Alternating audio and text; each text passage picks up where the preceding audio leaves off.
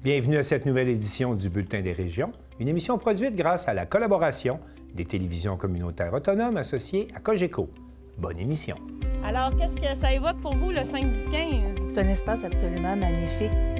C'était des belles professions dans ce temps-là? J'ai fait 40 ans, madame. Non. Je vois l'homme comme un arbre parce que l'homme prend racine comme l'arbre. Avez-vous l'impression qu'il y a une relève pour ça? Est-ce qu'il y a des jeunes qui vont... pour pas que ça se perde? C'est cette année que ça vaut vraiment la peine de venir au marché public. Ça représente une belle tradition, en fait, qui est un peu un porte-bonheur pour les pêcheurs.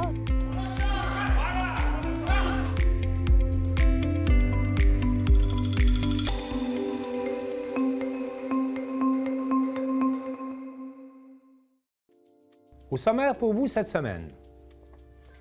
Dans Port-Neuf, la sécurité alimentaire passe par le glanage, la récupération, la transformation et la distribution. À Montjoly, c'était la deuxième édition du Salon interculturel. À Vaudreuil-Dorion, le musée régional Vaudreuil-Soulanges partage 60 ans d'exposition. À Sainte-Anne-des-Monts, un vitrail pour la Maison de la culture. À Princeville, on visite le marché de Noël érable Arthabasca. À Baie-Saint-Paul et partout au Québec, on participe à la guignolée des médias.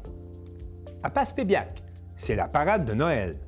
À Saint-Jacques-de-Montcalm, le Grand Orchestre de Joliette reçoit les écoliers de l'école Les Mélèzes.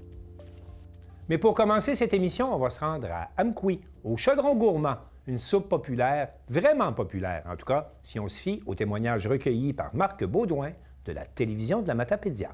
En raison de rénovations dans les locaux de l'organisme Moisson-Vallée, le début de la saison du service du chaudron gourmand, communément appelé la soupe populaire, a été retardé. Maintenant que les travaux sont complétés, c'est reparti. Je suis avec Brigitte Pellerin, qui est la directrice de Moisson-Vallée. Bonjour, Brigitte. Bonjour! Donc, la soupe populaire a repris plus tard cette année en raison de travaux. Hein, c'est une bonne raison. Oui. Là, les travaux sont terminés. Qu'est-ce qui a été fait? On a rénové les armoires qui sont derrière moi. Les comptoirs en stainless, c'est nouveau. Le réchaud pour garder la nourriture chaude. Puis il y a tout un nouveau concept qui a été fait par Décoration d'amour et la belle Myriam pour que le lieu soit plus chaleureux. La salle à manger, tout ça, c'est vraiment magnifique, là, le travail qu'ils ont fait. Effectivement, c'est sûr que les travaux, c'est toujours plus long, toujours des délais. C'est pour ça que ça nous a pris quelques mois. C'est un investissement de plus de 50 000 que l'organisme a fait grâce à des subventions, des dons, des fondations. On est super contents. C'est très beau. Oui, mais ça valait la peine d'attendre un peu plus pour avoir accès à la soupe, pour avoir ce beau décor. Et là, on le voit derrière nous. Je pense que c'était attendu, ce retour. Très attendu.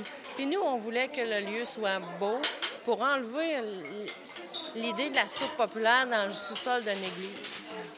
Donc, avec des tables ordinaires, comme on était à la petite école. C'est pour ça que c'est important pour nous d'offrir un beau lieu chaleureux. Les gens ont l'air à trouver ça beau. Oui, puis parce qu'il y a peut-être encore des préjugés par rapport à la soupe populaire, que c'est peut-être juste pour ceux qui n'ont pas les moyens financiers, mais c'est pas ça du tout, là. Non, c'est pas ça du tout. La soupe populaire est faite, oui, pour ceux qui en ont besoin, mais pour tout le monde. Vous venez manger, on demande $1 pour le dessert, mais vous voulez donner 20 5 $, 2 $. Le choix reste à la discrétion de la personne. Oui, l'argent va tout à Moisson-Vallée, là. Oui, dans le fond, ça nous sert à réacheter les ingrédients pour la semaine d'après. Parce que c'est une belle activité pour socialiser et sortir aussi. Effectivement. Les gens viennent faire vraiment leur social. Puis c'est un beau lieu aussi pour les autres organismes pour faire la promotion de leurs services aussi. Ceux qui sont habitués de venir voient peut-être que il y a de nouvelles main-d'œuvre, hein? Il y a plus de monde là, pour faire le service. Oui, on a recruté une jeune cuisinière, on est bien contents, qui va remplacer Marjo dans un futur très, très, très éloigné. Pas tout de suite, mais Pas tout bientôt. de suite, mais bientôt. Puis comme on grossit un petit peu, on a besoin d'un peu plus de personnel. Ça fait qu'il y a des gens qui se sont greffés à nous à 1 à 2 journées par semaine. Là. Fait que ça nous aide beaucoup. La demande alimentaire doit augmenter aussi, j'imagine. Ah oui, on est à 10 Les paniers de Noël, je suis rendue à 300 à l'heure actuelle, là, paniers pour cette année. Ça fait que... On a la chance d'avoir ce beau service-là, oui. de pouvoir venir prendre un beau goûter. Brigitte, merci beaucoup. Puis bravo pour ces beaux travaux. Puis on vous souhaite une belle saison avec la soupe populaire. Merci beaucoup. On est très contents d'être de retour. Merci. Je me suis entretenu avec des usagers de la soupe populaire aujourd'hui pour connaître leur réaction face au retour du service.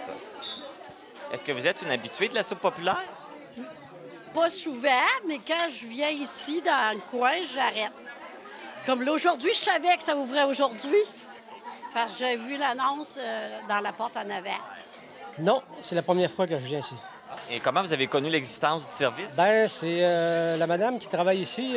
Son frère nous avait dit qu'il y avait un dîner ce midi. Donc, on est venu. C'est un de nos amis. Je suis ici à l'année, à tous les mercredis. Puis je suis la grand-mère de Vanessa Charret qui travaille ici. Pas vraiment beaucoup. Je suis comme un peu mal à l'aise des fois de venir parce que je me dis, j'ai quand même un bon revenu puis je trouve ça... Est-ce que vous pensez que la soupe populaire, ça s'adresse surtout à ceux qui ont des difficultés financières? Les démunis, oui, surtout les démunis. Mais d'après ce que je vois, je suis en classe moyenne. Comment tu trouves le nouveau décor? Oui, je trouve ça très beau. Hein? C'est vraiment quelque chose, là. C'est bien pensé. C'est tout... ça rafraîchit beaucoup. C'est encore bien plus appétissant et attrayant aussi. Hein? Ah, les rénovations, c'est très beau. C'est aspirant. C'est aspirant. T'sais, on est ici puis on regarde ça. C'est un beau bleu turquoise pâle. Puis, ça nous ramène, ça nous reste ici, ça nous apprend à revenir. Moi, je trouve ça super beau. C'est le mur, là, c'est vraiment beau. J'aime aussi l'organisation, là, ou les plats, là. Je trouve qu'ils ont changé ça. Il y a un nouveau réchaud. C'est vraiment optimisé, là, puis j'aime vraiment ça. Êtes-vous plus salé ou sucré? Sucré. Moi, ni un ni l'autre. Sucré, j'en mange pas. J'aime bien la soupe. J'aime tout. Moi, je suis gourmande, hein? Dans sucré... Ah ben moi, c'est dessert. C'est sûr, c'est une bébête à sucre. Disons 50-50, parce que j'aime bien la soupe, puis là, ça me prend absolument un petit dessert. Je suis plus sucrée, monsieur. Je vous rappelle que le service de la soupe populaire est offert à tous les mercredis de 11h30 à 13h dans les locaux de Moisson-Vallée, situés au 54 rue du Pont à Amqui. C'est ouvert à tous et c'est une belle occasion de venir socialiser en mangeant un bon repas chaud.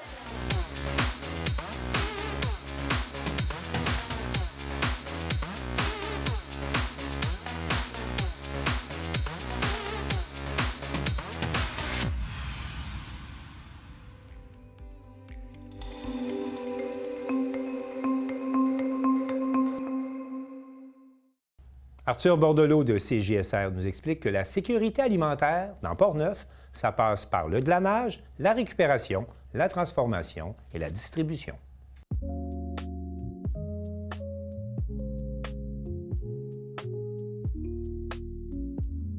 L'organisme Solidarité citoyenne Portneuf offre plusieurs types d'aides aux individus et aux familles dans le besoin. Un de leurs principaux services est l'aide alimentaire. Entre autres, des collations santé gratuites pour les enfants sont offertes aux familles qui respectent les critères d'inscription. Voici chaque étape, allant de l'obtention des ingrédients à la distribution des collations, expliquée par les gens qui rendent ce service possible. À Cap-Santé, une trentaine de bénévoles étaient présents à l'Arc-en-Ciel du Paradis, une ferme qui avait un surplus de légumes. Donc, le glanage, c'est un projet qui a lieu ici dans la région de Portneuf, Glanage Portneuf, depuis 2021. Puis ce projet-là vise à réduire le gaspillage alimentaire dans notre région, à sensibiliser les citoyens aussi, les citoyennes, à la consommation locale, à la consommation responsable et aussi à favoriser l'accessibilité à des aliments sains. Donc, le concept du glanage, c'est qu'une équipe de bénévoles va se présenter à une ferme. C'est le fermier, généralement, ou l'agricultrice, le producteur qui va nous contacter pour nous dire qu'il y a des surplus dans ses champs. Lui n'a pas nécessairement le temps, les ressources pour aller récolter ça. Donc, il a comme besoin d'une équipe en support. Donc, l'équipe va venir, qui est chapeautée par l'organisme Solidarité citoyenne Portneuf. Et puis, vont aller faire des récoltes dont cette récolte-là va être divisée en 3 parts. Donc, il y a une part de la récolte, le tiers, qui s'en va au producteur. Le tiers va aller à l'organisme Solidarité citoyenne Portneuf pour redistribution dans les organismes en sécurité alimentaire de notre région.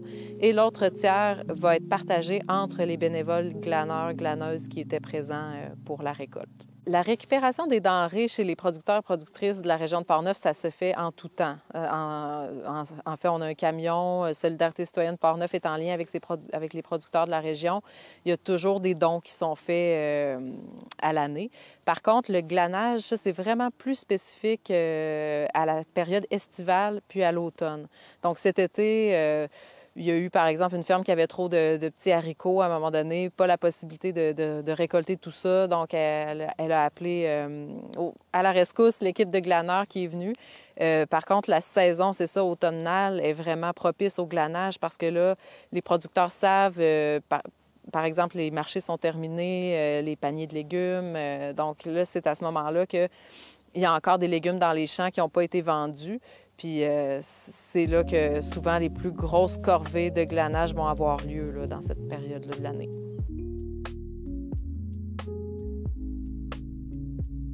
L'organisation ne reçoit pas seulement des fruits et légumes grâce au glanage. Solidarité citoyenne Portneuf fait affaire avec plusieurs serres dans la région.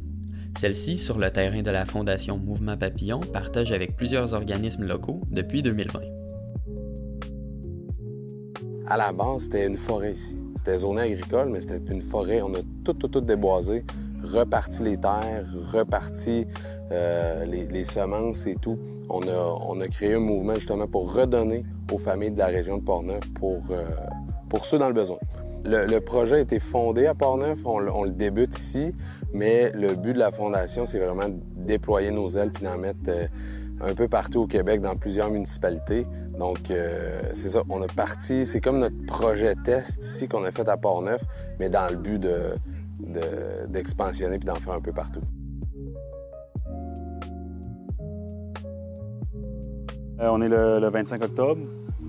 La production n'a pas encore gelé dans la serre, malgré qu'on a vécu des grosses gelées déjà. Mais ça avait quand même beaucoup diminué.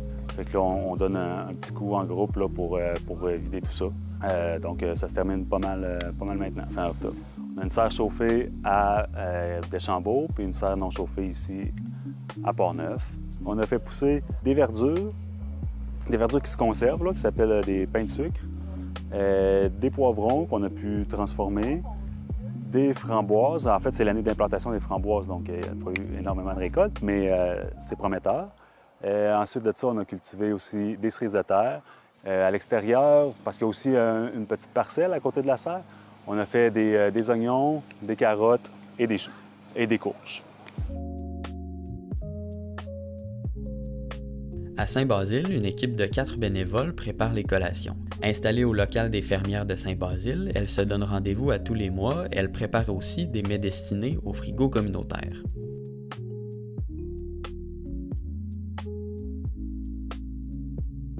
Alors aujourd'hui, nous poursuivons les collations santé Portneuf pour Saint-Basile et on prépare des barres tendres santé. En plus de préparer des collations santé Portneuf, quand le temps nous le permet, on cuisine des portions pour le frigo communautaire de Saint-Basile. Donc là, on a 16 portions de soupe chinoise. Puis aujourd'hui, on va avoir en plus peut-être une vingtaine de portions de rôti de porc avec des légumes. Là, bien, c'est sûr qu'avec l'équipe de travail ici, Mme Diane, elle est en mesure de me dire, selon le calendrier, comme elle expliquait tout à l'heure, combien qu'on a besoin de collations santé, pour quelle date, puis par rapport aux rencontres qu'on a de prévues, combien qu'on doit en préparer d'avance pour, disons, janvier. Donc, on est toujours certaine d'avoir suffisamment de collations pour les enfants.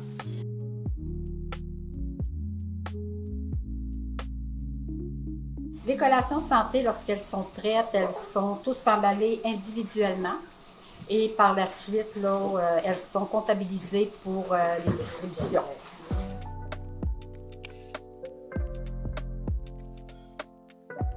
Pour la distribution du secteur nord de Portneuf, les collations sont transportées à Saint-Raymond au local des scouts. Les familles inscrites au programme peuvent donc venir chercher les collations santé qui ont été préparées. Alors, c'est une distribution qui se fait une fois par mois. On est dans 5 milieux différents et présentement, c'est 260 enfants qui sont desservis par le programme. Il y a deux façons dont les enfants peuvent bénéficier de collations. Donc, soit par les distributions mensuelles. Présentement, il y a des distributions qui se font à Portneuf avec l'aide de la Saint-Vincent-de-Paul de Portneuf, à Saint-Raymond ici présentement. Il y a également à Saint-Basile avec le service d'entraide Saint-Basile. On est à Donnacona aussi et avec la Saint-Vincent-de-Paul de Saint-Marc-des-Carrières qui collabore avec nous. Et puis, il y a également des réserves dans les écoles. Donc, la majorité des écoles de Portneuf disposent d'une réserve qu'on vient remplir là, périodiquement de collations. Alors, les enfants, au besoin, peuvent aller demander au professeur ou au secrétariat d'avoir une collation si jamais ils ont oublié une collation ou si jamais ils n'en ont tout simplement pas.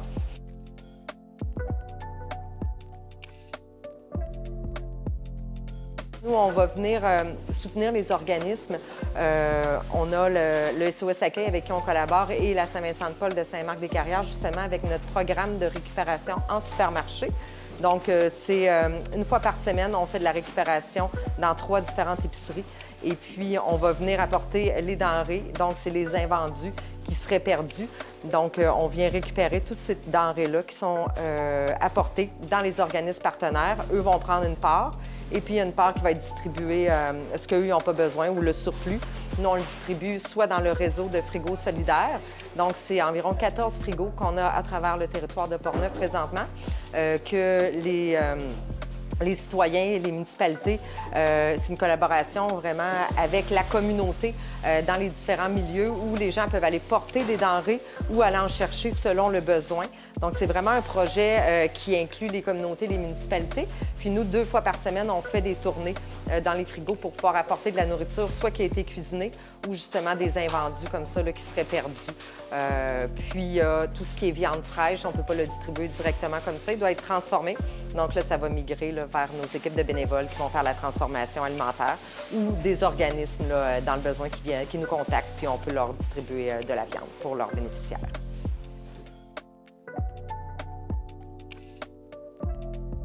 Tout ce qu'on voit ici à l'arrière, c'est pour la distribution de Saint-Raymond. Les denrées ils viennent de différents endroits, soit des choses qui ont été glanées, soit des collations qui ont été cuisinées par nos équipes de bénévoles ou des choses qu'on a achetées là, directement là, d'un grossiste avec qui on fait affaire.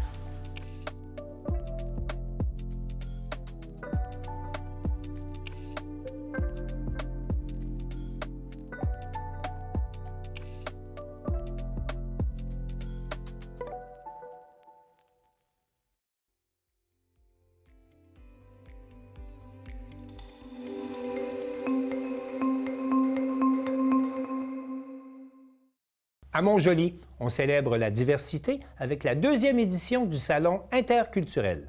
Un reportage de Marc Després de TV Métis. Eh bien, on se trouve aux Galeries Montjoly. C'est la 2e édition de ce Salon interculturel. Je pense qu'on peut parler d'un autre succès. Oui, on a eu plus de participants cette année, puis surtout, on a fait beaucoup de promotions, puis on essaie d'en faire un événement récurrent. Donc, je pense que ça va commencer à être une routine, puis les gens vont le savoir qu'au mois de novembre, on célèbre la diversité interculturelle. Parce que c'est pas mal toujours dans ces dates-ci. Oui, mais en fait, la semaine québécoise des rencontres interculturelles se tient dans la 2e semaine de novembre. Mais pour nous, ça cadrait plus à ce moment-ci, là, le 23 novembre, pour la 2e édition. Et à ce moment-là, je pense que c'est important de tenir un tel salon. Oui, bien en fait, ça permet aux gens qui viennent de l'extérieur de faire connaître leur culture, mais ça permet aussi aux méticiens et méticiennes de pouvoir voyager en restant dans la métisse, en s'ouvrant, en connaissant un peu plus la culture des gens qui s'installent tranquillement sur le territoire. Puis ça fait du bien aussi aux gens qui sont ici, puis qui s'ennuient des fois de leur culture, de leur pays. Fait que d'en parler, bien, c'est une belle occasion aussi. Donc, cette socialisation-là devient très importante. Effectivement, puis c'est un temps, on va se le dire, pas facile, là. C'est gris, c'est plus difficile. Pour les gens qui sont originaires de pays où il y a beaucoup de soleil, ben oui, là, ces temps-ci, c'est difficile pour les Québécois qui sont habitués, mais c'est difficile aussi pour les néo-Québécois qui en sont à leurs premiers hivers, là. Et à ce moment-là, plusieurs pays représentés aujourd'hui? Oui, bien, on avait des pays qui étaient là pour une deuxième année, mais on a certains nouveaux kiosques. Par exemple, on a des gens du Guatemala qui sont présents, des gens du Pérou, on a des gens de la Guinée, des gens du Cameroun qui étaient là l'année passée, mais qui ont préparé autre chose cette année. Fait que, bref, autant d'anciens participants avec des nouveautés que des gens qui sont des nouveaux participants. Et c'est quand même intéressant parce qu'on voit qu'ils se préparent là, à pouvoir répondre à toutes sortes de questions. Oui, puis ils se préparent aussi au niveau de la nourriture. Je ne sais pas si vous avez remarqué, mais il y avait quand même beaucoup de choses à manger cette année, à découvrir. Fait que oui, là, c'était beaucoup de préparation, beaucoup de temps, beaucoup d'énergie. Aussi, on sait que les gens travaillent, les gens étudient, les gens ont des enfants. Fait que oui, là, ils ont quand même pris beaucoup de temps pour préparer cette activité-là. Et comment va l'intégration des gens dans la métisse? Bien, on a différents projets en ce moment, dont des ateliers de socialisation en français qui se déroulent depuis le mois de février dernier. Mais dans l'ensemble, c'est sûr qu'en ce moment, il n'y a pas des belles annonces nécessairement, donc c'est pas nécessairement facile pour tout le monde. Mais on essaie de garder le sourire, de rester positif, mais c'est pas toujours évident.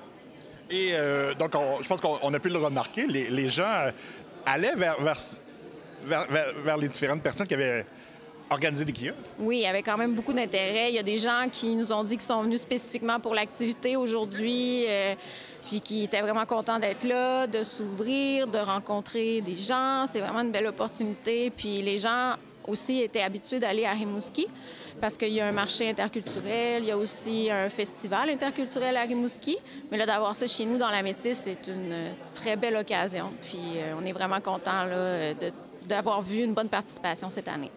Donc, à ce moment-là, devant cette belle activité et l'intérêt des gens, donc on peut s'attendre à ce que ça revienne. Bien, on espère revenir pour une troisième année, effectivement. Et s'il y a des gens qui voudraient participer l'année prochaine, qui peuvent prendre contact avec nous, puis on espère avoir encore plus de participants l'année prochaine. Et donc, on peut se dire qu'il y a vraiment beaucoup d'intérêt dans les deux sens. Oui, absolument. C'est vraiment un échange. Ça vient des deux côtés. Donc, autant des gens qui sont curieux de venir enfin poser la question « Tu viens d'où? C'est comment chez vous? » Oui. Là, c'était l'occasion pour poser la question. Puis c'était l'occasion pour les gens qui sont originaires d'un autre pays de pouvoir parler de leur culture. Puis c'était un beau maillage. Et finalement, leur nouveau chez nous devient leur chez nous officiel. Bien oui, puis la métisse se transforme aussi, prend des nouvelles couleurs. Donc, c'était aussi de mettre ça de l'avant, l'objectif de cette activité-là. Bien, félicitations. Bien, merci.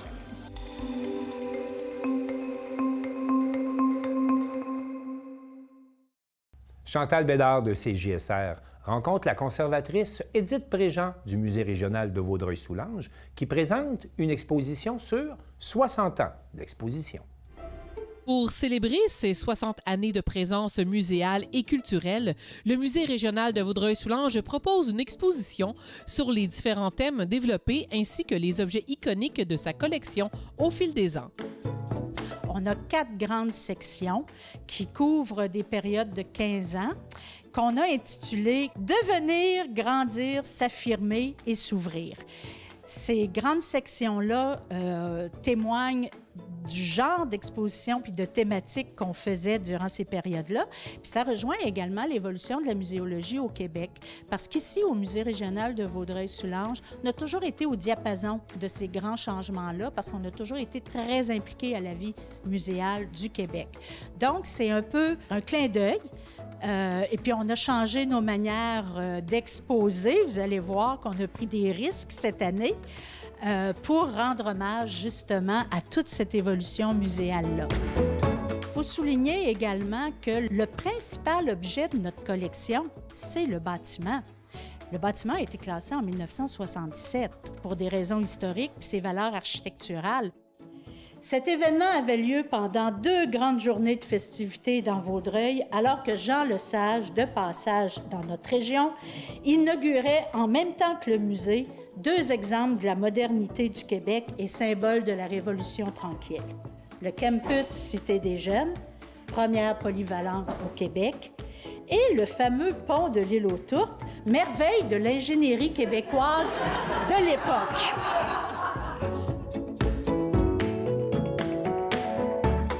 Je m'empresse toujours de souligner que exposer dans un objet de collection, c'est un défi. Hein? Ça fait 60 ans qu'on expose dans un bâtiment qu'il faut préserver. Alors, on ne touche pas à grand-chose. On a des fenêtres, des portes, des étages. Bien, c'est la beauté de la chose. Le musée a toujours été un lieu convivial, chaleureux.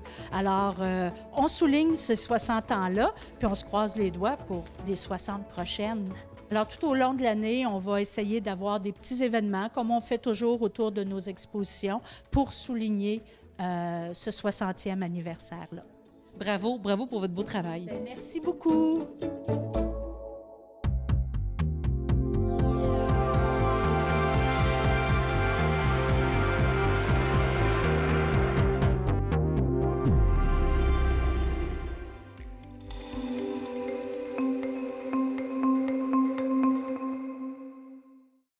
L'artiste André Jutras fait don d'un vitrail à la Maison de la culture de Sainte-Anne-des-Monts et la télévision de la Haute-Gaspésie était sur place pour recueillir les propos de l'artiste. Alors, ici, le texte, bien. Le présent, il est chargé d'émotions. C'est de la beauté. Le présent, c'est de la beauté en quelque part. Même dans la tristesse, il y a de la beauté. Et puis, ça nous mène. La beauté sauvera le monde. André, j'aimerais savoir d'où vient ce projet-là du vitrail à la Maison de la culture. À la Maison de la culture, c'est la grande question, mais la réponse, ça fait longtemps qu'elle est là, la réponse. Depuis le temps, depuis Francis Pétier, puis que ici, nous avons des expositions, puis on est accueillis, puis c'est beau, il y a une ambiance de joie puis de bonheur. Et ils nous ont aidés à grandir. Moi, ça fait longtemps, plus de 40 ans, je pense, que je fais quelque chose pour la Maison de la culture. Bien, à chaque exposition qu'André fait, elle nous donne toujours des œuvres. Puis, comme elle l'a expliqué dans sa présentation, son projet de vitrail, elle l'avait depuis longtemps. Je te dirais, bien avant les rénovations qui ont débuté en 2019. Alors, puis là, c'est ça, elle venait, puis elle voulait faire un vitrail, elle était vraiment décidée, tout ça. Puis je disais, André, on ne peut pas faire un vitrail tout de suite parce qu'on va rénover, puis je ne sais pas à quoi ça va ressembler, les fenêtres, tout ça, là. Fait qu'elle a été patiente, elle a attendu jusqu'au temps qu'on puisse procéder au processus de rénovation. Puis, c'est ça, fait que je te dirais, c'est peut-être une histoire de 10 ans, là, parce que ça fait déjà presque 5 ans qu'on a fermé. Ça fait déjà 5 ans, ça va sur 6 ans qu'on a fermé la Maison de la culture pour les rénaux. Fait qu'avant qu'elle puisse, fait qu'elle était très patiente, puis c'est ça, je pense que c'était un legs qu'elle voulait faire. T'sais, elle a fait des legs par ses œuvres à chacune des expositions, mais là, un leg vraiment fait sur mesure pour le lieu. C'est le présent toujours. Et au centre, qu'est-ce que je trouve ici, c'est qu'il y a une grisaille. La grisaille, bien, c'est une sorte de petite boîche là, bien ordinaire. On la dépose sur le verre et on fait cuire. Tout est cuit. Le verre, il est cuit. C'est pas du verre peint, c'est du verre cuit. Et il y a du verre aussi qui vient de la mer de Sainte-Anne-des-Monts. Ici, il y en a quelques-unes là aussi. Ça m'a été donné, puis j'ai des de mes amis qui sont venus me dire, André, moi, je fais partie, moi aussi, de ton vitrail parce que j'ai des pierres de mer que j'ai données. Je veux vous féliciter et vous remercier parce que moi, je l'ai vu en chantier, cette œuvre-là. Oui. Je savais pas qu'est-ce que ça donnerait, mais c'est magique, vraiment. Bon, ça me fait plaisir. Alors, c'est pour le plaisir des gens. Une religieuse m'a déjà dit, m'a déjà dit, puis j'aurais fait un dessin, c'est un art et tu es une artiste. Et tu es une artiste. Son parcours artistique à Sainte-Anne-des-Monts qui va figurer à l'intérieur de la Maison de la culture.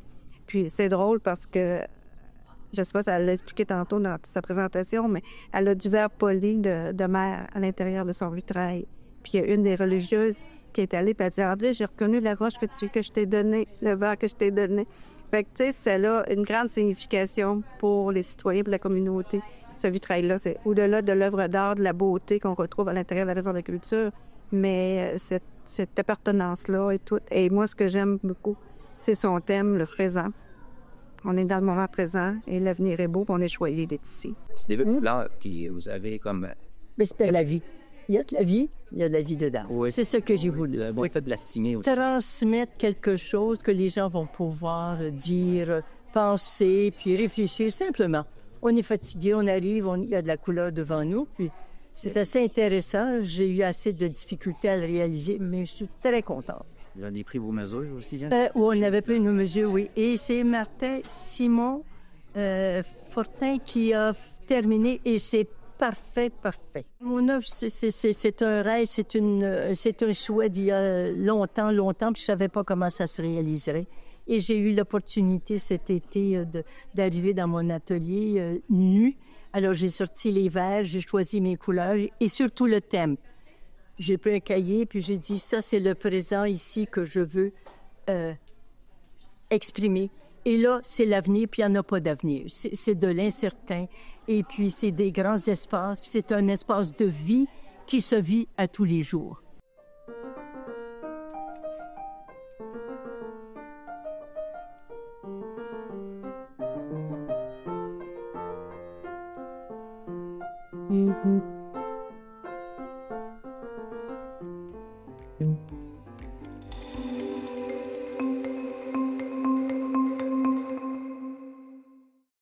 Sylvana Suarez de la télévision de l'érable a rencontré les producteurs, les artisans, les entrepreneurs qui participaient au marché de Noël Érable Arthabasca qui s'est tenu tout récemment à Princeville. Bon, on va commencer pour parler quel type de personnes on peut trouver ici comme exposants. Comme exposants, en fait, on peut trouver autant de l'agroalimentaire que de l'artisanat. On a 74 exposants sur place durant la fin de semaine. Et il y en a 30 nouveaux qui viennent la deuxième fin de semaine, donc ça va créer aussi une nouvelle expérience pour la deuxième fin de semaine. On peut retrouver autant du savon que des chandelles, des produits très originaux, peints à la main, des confections de Noël faites à la main. Dans l'agroalimentaire, on a aussi beaucoup de dégustations de miel, des viandes, de la boulangerie, des pâtisseries, confitures, etc. On a une très grande variété de produits ici au marché de Noël. Et est-ce que la préparation de cet événement a eu les besoins des bénévoles? Oui, il y a une vingtaine de bénévoles qui travaillent avec moi à chaque année. On a besoin autant pour accueillir les exposants. Donc, tous nos exposants sont accueillis dans les serres au chaud. Donc, mes bénévoles aident à amener le stock des exposants dans leur kiosque. Puis, par la suite, dans la journée, on a distribution de café et eau aussi à nos exposants, ainsi que des repas. Donc, on a aussi le corps des cadets qui s'occupe du stationnement à l'extérieur, qui sont très précieux pour nous. Charles, qu'est-ce que vous vendez aujourd'hui? Alors moi, je suis photographe, donc je fais des photos de nature à partir de des créations à partir de mes photos de nature. Fait que j'ai des calendriers, des cartes de souhait, des casse-têtes, des différentes impressions, entre autres. Et ça fait combien de temps que vous faites ce type de création? J'ai commencé la photo il y a 4 ans seulement, fait que dès la première année, j'ai commencé à créer des choses, des calendriers, puis après ça, mes autres produits. Fait que ça fait 3 ans à peu près que je fais des créations photos. Quels sont les défis d'être entrepreneur?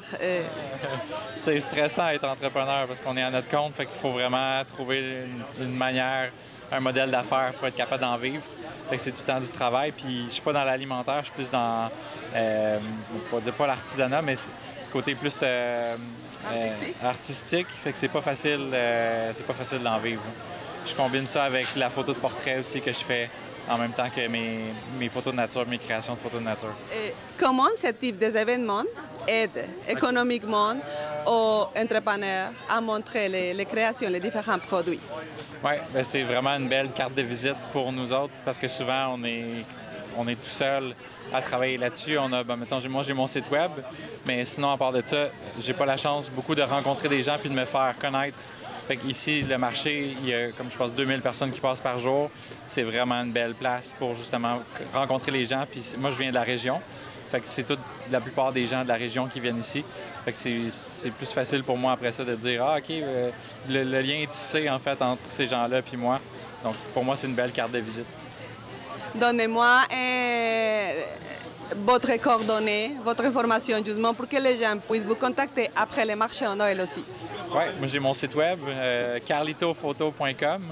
Donc j'ai ma boutique en ligne avec tous mes produits dessus. Je fais aussi de la photo de portrait, fait que j'ai mon offre de services de photographie. Donc c'est le meilleur moyen pour aller pour me trouver. Sinon sur Facebook aussi, Carlito Photo.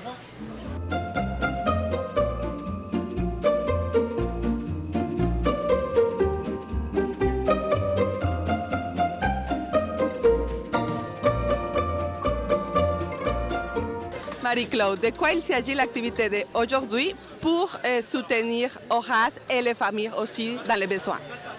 Bien, aujourd'hui, c'est ça, c'est comme une fête aujourd'hui. Fait que les gens sont généreux, on donne des dons, on donne de la nourriture.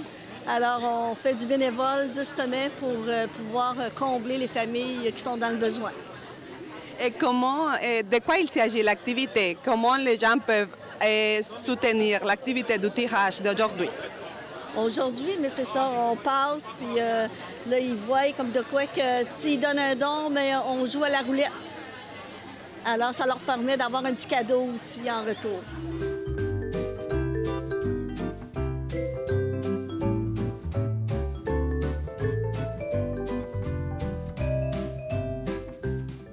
Le petit papier qu'il a choisi, eh bien, il va aller au kiosque qu'il faut pour aller pour avoir sa friandise, parce qu'il a gagné une friandise. Alors, les gens doivent déposer les monnaies qu'ils veulent. C'est ça, ou ça doit des denrées. Il y en a qui apportent des denrées, fait qu'ils jouent à la roulette. Sinon, bon, ben, il y en a qui vont donner des sous. Alors, eux aussi, ils jouent à la roulette. Puis là, mais il y a toutes sortes de petites surprises. Soit c'est de 10 $ de rabais dans un kiosque, ou soit c'est des friandises dans un autre kiosque, parce qu'on n'a pas tout ça ici, là. Fait qu'ils vont choisir selon les petits papiers qu'on leur donne. Et comme vous avez trouvé la participation des gens jusqu'à un moment? Oui, à date, là, les gens y ont emporté beaucoup. On a déjà beaucoup de denrées de commencer à ramasser avec 2 autres sacs. Puis là, ils ont donné aussi des dons. Fait que ça va bien, ça va bien. Quel âge avez-vous? Moi, j'ai 12 ans. Moi, j'ai 14 ans. Quel est votre nom? Alice Boutin. Raphaël Carbonneau. Racontez-moi de quoi il s'agit votre commerce.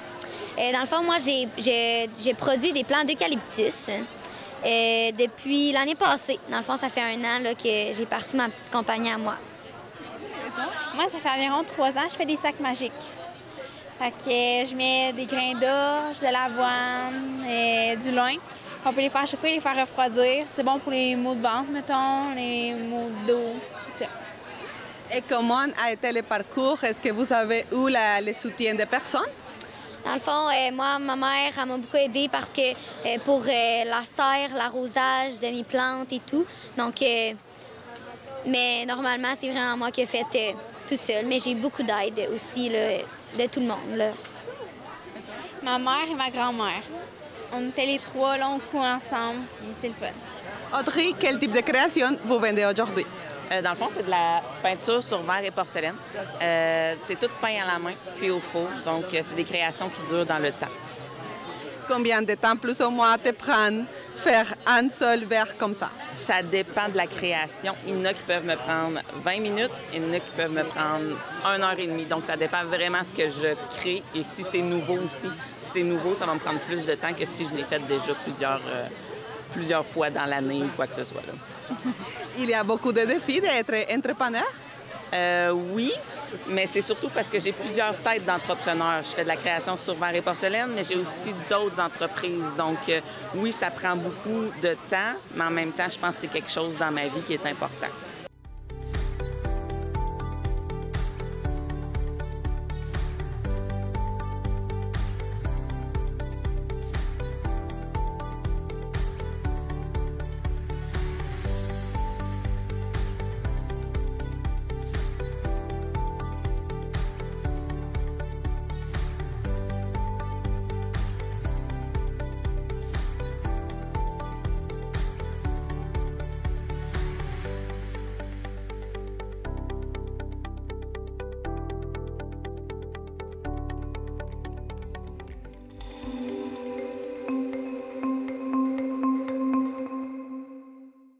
Mathieu Larivière de TVCO a participé à la Guignolée des médias et il nous a préparé un reportage. En cette période des fêtes qui débute, plusieurs familles de la région sont confrontées à des restrictions budgétaires importantes. Une fois de plus cette année, le Centre communautaire Pro-Santé a organisé la Guignolée des médias dans Charlevoix-Ouest afin d'amasser des fonds qui seront destinés à l'achat de produits alimentaires pour ces familles. Tu sais, les besoins sont beaucoup plus grands. Tu sais, l'année passée, on a fait 180 paniers de Noël. Cette année, on est encore en inscription. On s'attend à avoir entre 220 et 230, ce qui est un record jamais battu, malheureusement, en augmentation. Tu sais, c'est sûr, on le voit, là, les viandes coûtent excessivement cher. Dans les 3 dernières années, on a eu une augmentation du panier d'épicerie de 28 %, donc une moyenne de 10 % par année. Et j'entendais ce matin là, aux nouvelles qu'en 2025, le Québec allait encore y goûter au niveau de l'augmentation des coûts là, de l'épicerie. Donc, nos gens sont de plus en plus vulnérables. C'est de plus en plus des clientèles qui travaillent même maintenant. Là, fait que c'est un peu triste. Là. La levée de fonds de cette année aura sans doute permis d'amasser moins d'argent que lors des années précédentes. C'est variant parce que ce matin, de 7h à 9h, on était vraiment dans la grosse neige. Fait que nous, on a dû se déplacer. On ne pouvait pas être sur la 138. Mais tu sais, les gens sont quand même généreux, les gens s'arrêtent en général, mais c'est sûr que je vais ramasser un petit peu moins. Là, ce midi, on a pu se réinstaller là, sur le coin de la 138 parce que c'est beaucoup plus sécuritaire pour les gens. Là. Dans les dons d'argent, êtes-vous confronté au fait que les gens, ils n'en ont plus d'argent comptant sur eux? Est-ce que c'est une réalité? Bien oui, c'est une réalité. C'est sûr que ça fait plusieurs semaines qu'on en parle dans les médias. Tu sais, les médias provinciaux, ils en parlent depuis une semaine aussi, mais c'est sûr que oui. Sauf qu'on a toujours la possibilité d'aller sur notre site internet pro-santé.ca. Puis ils peuvent faire des dons en ligne. Donc, tu peux faire vraiment ton don avec une carte de crédit. Tu peux nous faire des virements bancaires. Tu peux venir au centre communautaire nous en faire. Et la semaine prochaine, on va être dans les 3 épiceries de Baie-Saint-Paul. Donc, venez. Mais je vais avoir besoin aussi de denrées non périssables. Donc, quand vous allez faire votre épicerie, ajoutez-en un petit peu plus pour pouvoir nous donner aussi. La directrice rappelle que l'événement est rendu possible grâce à la collaboration de plusieurs partenaires. On a les médias locaux, mais au-delà des médias locaux, j'ai aussi là, mes pompiers, mes paramédics, la Sûreté du Québec, ils ne peuvent pas faire de cueillette, mais ils s'assurent qu'on est en sécurité. Plus, j'ai des employés du centre communautaire, plus des bénévoles là, qui viennent nous donner main forte. 2 intervenantes de l'organisme communautaire témoignent de leur expérience en cette journée de solidarité. Moi, j'adore faire la guignolée des médias. Ça fait déjà depuis 2018 que je la fais tous les ans. Donc, j'aime ça, recueillir des dons. Je trouve ça super important d'être aussi près des gens dans la communauté, leur expliquer pourquoi on le fait. Donc, c'est significatif vraiment. Dans notre travail aussi, là, tu sais, c'est un essentiel. Oh, moi, j'adore ça. J'ai un grand plaisir. J'en vois des grands sourires. Des fois, les dons sont encore plus gros. J'aime bien ça. C'est un beau défi. Des bénévoles de la région se sont également joints à la mobilisation pour prêter main forte. C'est un milieu communautaire, fait qu'on a la communauté super à cœur. Puis si on peut faire un petit geste dans notre journée, on va sauter dessus tout de suite. Là. Pas juste pour nos jeunes, pour la communauté aussi. Les parents font partie de ceux qu'on aide. Comment est-ce que vous vivez votre expérience générale aujourd'hui à l'extérieur? C'est vraiment le fun. La neige est super magnifique. On danse, on se met du beat, puis on a du fun. Les gens sont super contents. Même s'ils ne donnent pas, ils nous font la main, puis ils sont super contents de la journée. L'organisatrice en chef de la collecte spécifie que les familles qui en ressentent le besoin ne devraient pas hésiter à contacter le centre ProSanté pour avoir accès à un panier de Noël. Si les gens ne se sont pas inscrits, que vous n'arrivez plus à payer votre épicerie là, que par carte de crédit, puis votre carte de crédit, elle est toujours pleine. Gênez-vous pas, il est toujours temps de s'inscrire. On n'a pas de date limite, donc venez nous voir. Au total, ce sont plus de 8 000 $ qui ont été amassés lors de cette édition de la Guignolée des médias dans Charlevoix-Ouest.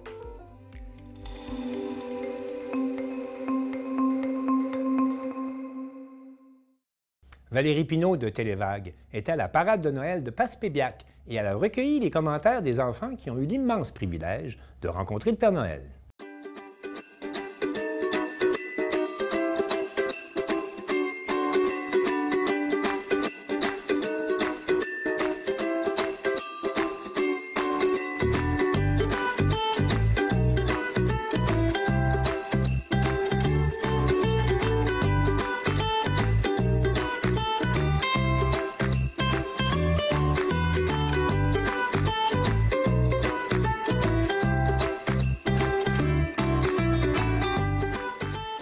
Comment ça s'est déroulé, la parade?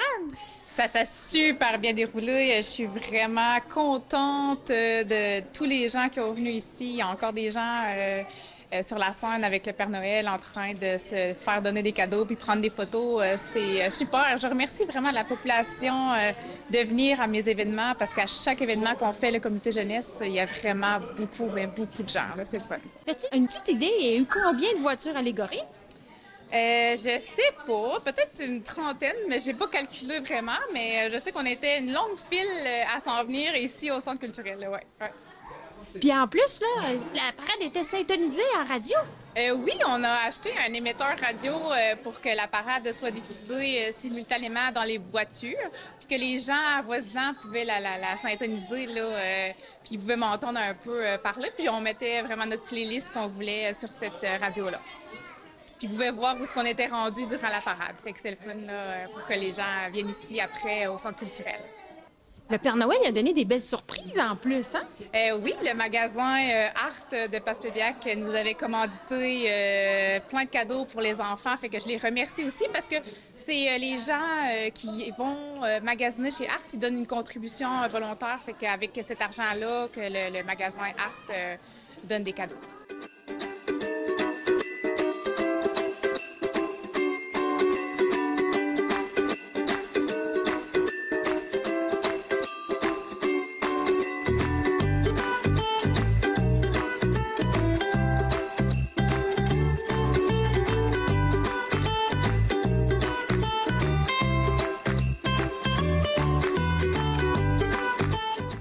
Comment t'as trouvé la parade?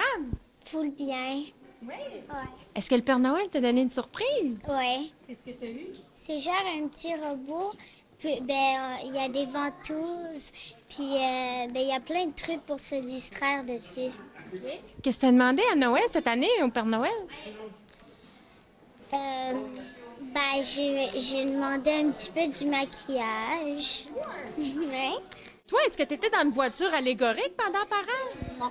J'étais dans un trailer avec le logo des Flames. Le Père Noël t'a-tu donné une surprise? Qu'est-ce que t'as eu? J'ai eu genre il y a des chiffres, faut que tu me traces sur les petits points. Qu'est-ce que t'as demandé au Père Noël pour Noël? J'ai demandé un petit short téléguidé.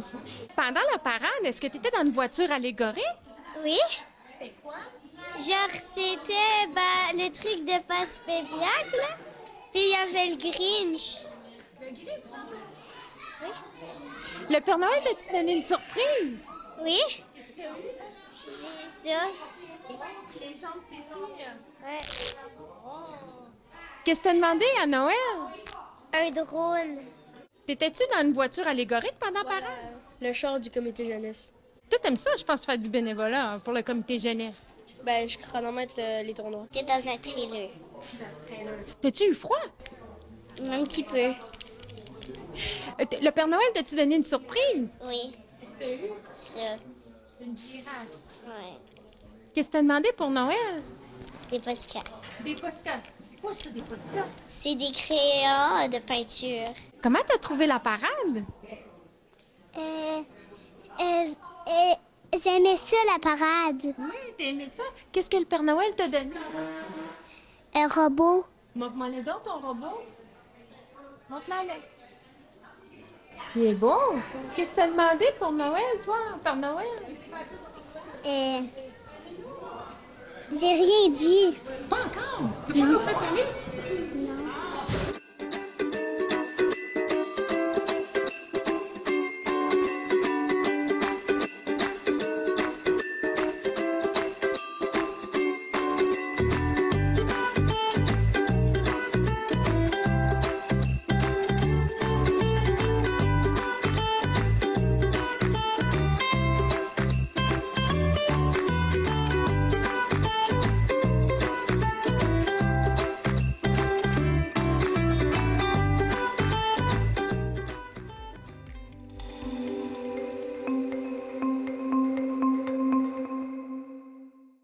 Pour son grand concert du temps des fêtes, le Grand Orchestre de Joliette a accueilli les écoliers de l'école Les Mélèzes qui ont chanté « Les enfants du monde », un moment d'émotion capté par l'équipe de CTRP.